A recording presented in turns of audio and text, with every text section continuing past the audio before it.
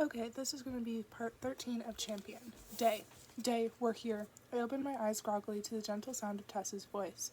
She smiles down at me. There's pressure on my head, and when I reach up to touch my hair, I realize that bandages are wrapped around my forehead.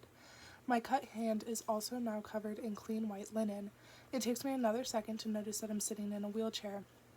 Oh, come on, I immediately blurt out. A gaudy wheelchair.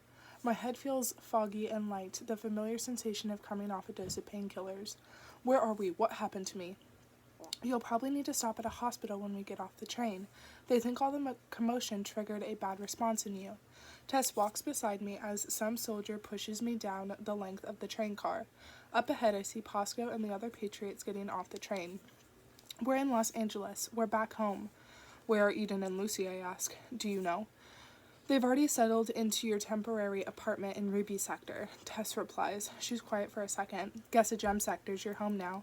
Home. I fall silent as we exit the train and stream out onto the platform with the other soldiers. Los Angeles feels as warm as ever, a typical hazy day in late fall, and the yellowish light makes me squint. The wheelchair feels so foreign and annoying. I have a slight urge to bolt out of it and kick it onto the tracks.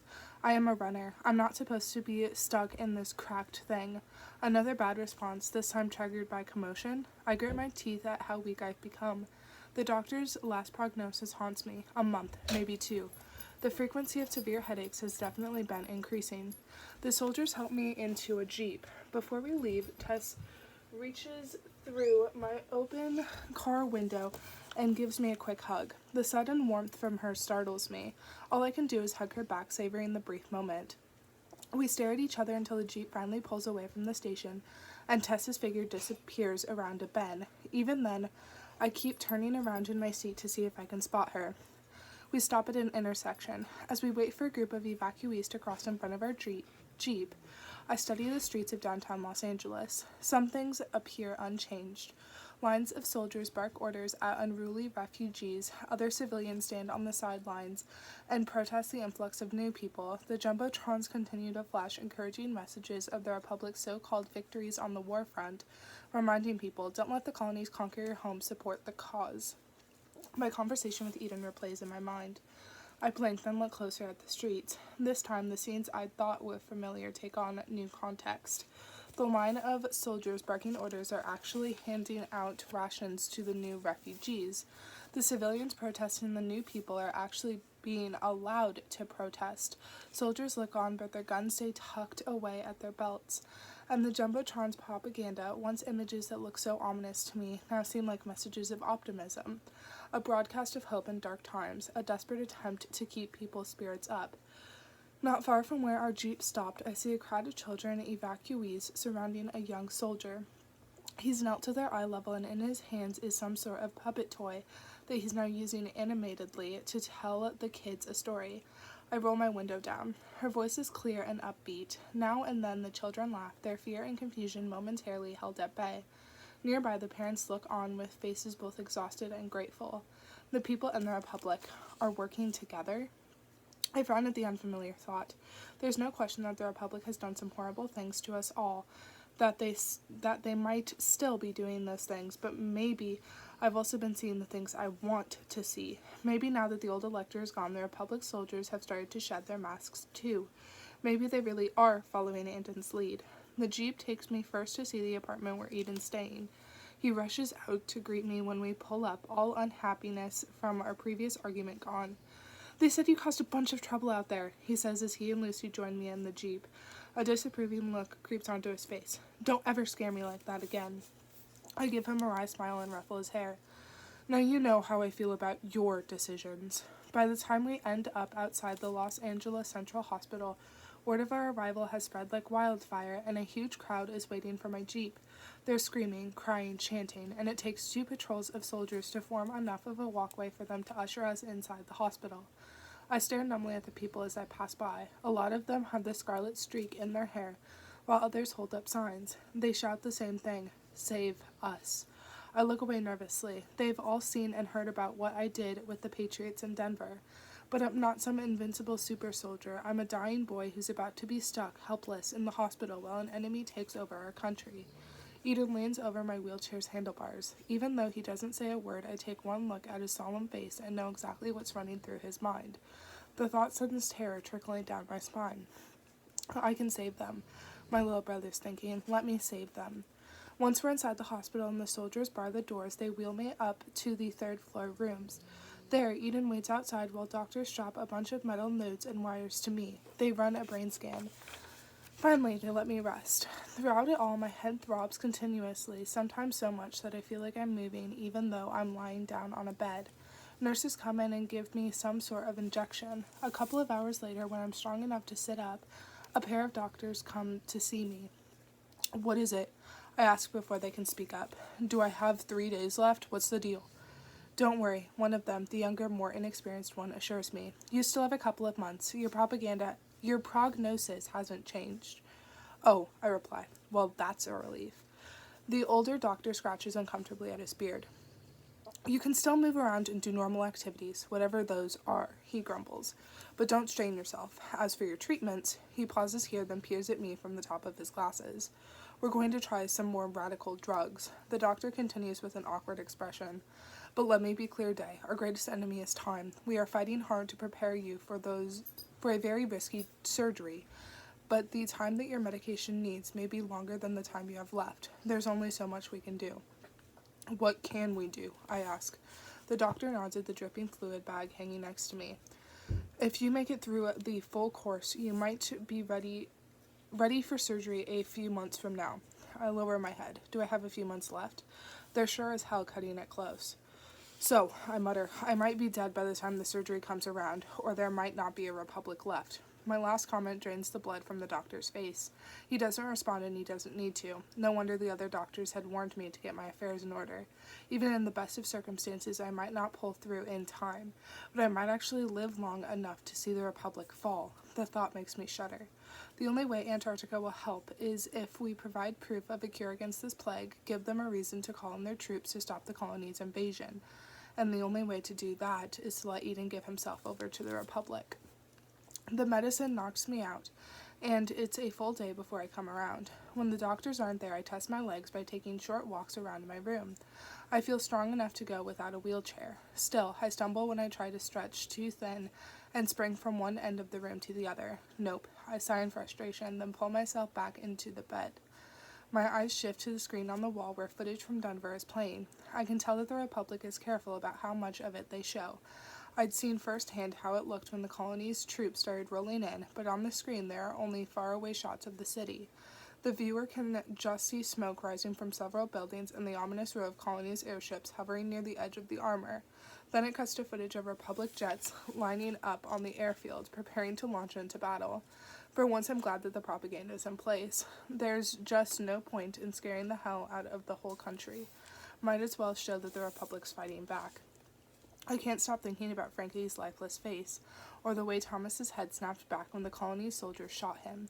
I wince as it replays in my mind. I wait in silence for another half hour, watching as the screen's footage changes from the Denver battle to headlines about how I'd helped slow down the invading colony's troops. More people are in the streets now with their scarlet streaks and handmade signs. They really think I'm making a difference. I rub a hand across my face. They don't understand that I'm just a boy. I'd never meant to get involved so deeply in any of this. Without the Patriots, June, or Andon, I couldn't have done anything. I'm useless on my own. Static suddenly blares out of my earpiece, an incoming call. I jump, then an unfamiliar male voice in my ear. Mr. Wing, the man says. I presume it's you? I scowl. Who's this? Mr. Wing, the man says, adding a flourish of cracked excitement that sends a chill down my spine. This is the Chancellor of the colonies. Pleased to make your acquaintance. The Chancellor? I swallow hard. Yeah, right. Is this some kind of joke? I snap into the mic. Some hacker kid. Come now, this wouldn't be a very funny joke now, would it? I didn't know the colonies could access our earpiece streams and make calls like this. I frown, then lower my voice.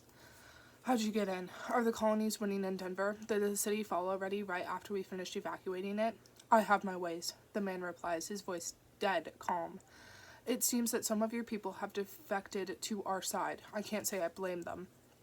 Someone in the Republic must have given up info to the colonies to allow them to use our data streams like this. Suddenly my thoughts rushed back to the job I'd done with the Patriots where the colony soldiers had shot Thomas in the head. The image sends a violent shudder through me, and I force myself to push away. Commander Jameson. I hope I'm not inconveniencing you, the Chancellor says before I can respond. Given your condition and such, and I'm sure you must be feeling a bit tired after your little escapade in Denver. I'm impressed, I must say. I don't respond to that.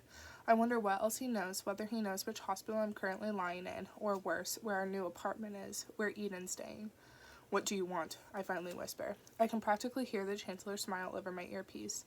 I'd hate to waste your time, so let's just get to the meat of this conversation. I realize that the Republic's current elector is this young Andon Stavropolnos fellow.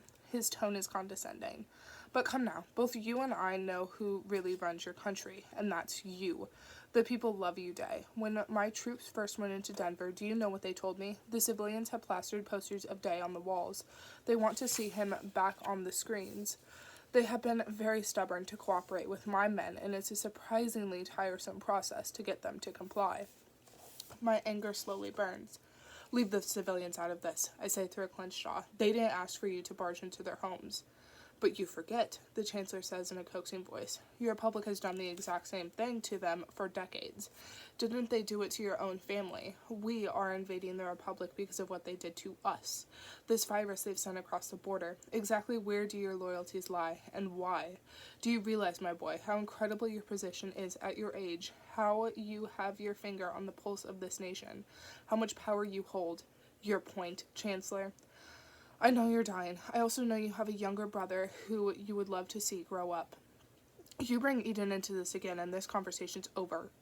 Very well, just bear with me. In the colonies, MedTech Corps handles all of our hospitals and treatments, and I can guarantee you they would do a much finer job dealing with your case than anything the Republic can offer. So here's the deal. You can slowly whittle away whatever's left of your life, staying loyal to a country that's not loyal to you, or you can do something for us. You can publicly ask the Republic's people to accept the colonies and help this country fall under the rule of something better. You can get treatment in a qualifying place. Wouldn't that be nice? Surely you deserve more than you're getting. A scornful laugh forces its way out of me. Yeah, right. You expect me to believe that? Well now, the Chancellor says, trying to sound amused, but this time I detect darkness in his words. I can see this is a losing argument. If you choose to fight for the Republic, I'll respect that decision. I only hope that the best will happen for you and your brother, even after we establish our place firmly in the Republic. But I'm a businessman, Day, and I like to work with a plan B in mind. So let me ask you this instead. He pauses for a second. The Princeps-elect June Ypres, do you love her? An icy claw grips my chest. Why? Well, the Chancellor lets his voice turn somber. You have to see the situation from my point of view, he says gently. The colonies will win, inevitably, at this rate. Miss Ypres is one of the people sitting at the heart of the losing government. Now, son, I want you to think about this. What do you suppose happens to the ruling government on the losing side of a war? My hands tremble. This is a thought that has floated in the dark recesses of my mind, something I've refused to think about, until now. Are you threatening her? I whisper. The Chancellor tisks in disapproval at my tone. I'm only being reasonable. What do you think will happen to her once we declare victory? Do you really think we will let live a girl who is on track to become the leader of the Republic's Senate? This is how all civilized nations work, Day, and it's been that way for centuries, for millennia. After all, I'm sure your elector executed those who stood against him, didn't he? I stay silent. Miss Ypres, along with the elector and the Senate, will be tried and executed. That is what happens to a losing government in a war, Day. His voice turns serious. If you don't cooperate with us, then you might have to live with their blood on your hands. But if you do cooperate, I might find a way to pardon them for their war crimes. And what's more, he adds, you can have all the comforts of a quality life. You won't need to worry for your family's safety ever again. You won't have to worry for the Republic's people either. They don't know any better. The common folk never know what's good for them. But you and I do, don't we? You know they're better off without the Republic's rule. Sometimes they just don't understand their choices. They need their decisions made for them. After all, you chose to manipulate the people yourself when you wanted them to accept your new elector. Am I correct? Tried and executed. June, gone. Dreading the possibility is one thing, hearing it spelled out to me and then using it for To blackmail me is another. My mind spins frantically for ways they could escape instead, to find asylum in another country. Maybe the Antarcticans can keep June and the others overseas and protected in case the colonies overrun the country. There must be a way. But what about the rest of us? What's to stop the colonies from harming my brother? How do I know you'll keep your word? I finally managed to croak. To show my genuine nature, I give you my word that the colonies have ceased their attacks as of this morning, and I will not resume them for 3 days. If you agree to my proposition, you just guaranteed the safety of your Republic's people and of your loved ones. So let the choice be yours. The Chancellor laughs a little. And I recommend that you keep our conversation to yourself. I'll think about it, I whisper. Wonderful. The Chancellor's voice brightens. Like I said, as soon as possible. After 3 days, I'll expect to hear back from you on making a public announcement to the Republic. This can be the start of a very fruitful relationship. Time is of the essence. I know you understand this more than anyone. Then the call ends.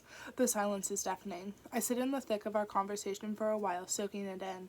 Thoughts run endlessly through my mind. Eden, June, the Republic, the Elector. Their blood on your hands. The frustration and fear bubbling inside my chest threatens to drown me in its tide. The Chancellor's smart, I'll give him that. He knows exactly what my weaknesses are, and he's going to try to use them to his advantage. But two can play at this.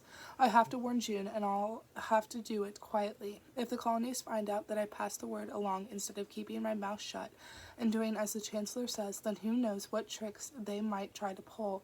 But maybe we can use this to our advantage. My mind whirls. Maybe we can fool the Chancellor at his own game. Suddenly a shriek echoes from the hallway outside that raises every hair on my skin. I turn my head in the sound's direction. Somebody's coming down the corridor against her will. Whoever it is must be putting up a pretty damn good fight. I'm not infected, the voice protests. It grows louder until it's right outside my door, then fades as the sounds of the voice and gurney wheels travel farther down the hall. I recognize the voice right away. Run your tests again. It's nothing. I'm not infected. Even though I don't know exactly what's going on, I'm instantly sure of one thing. The sickness spreading through the colonies has a new victim. Tess.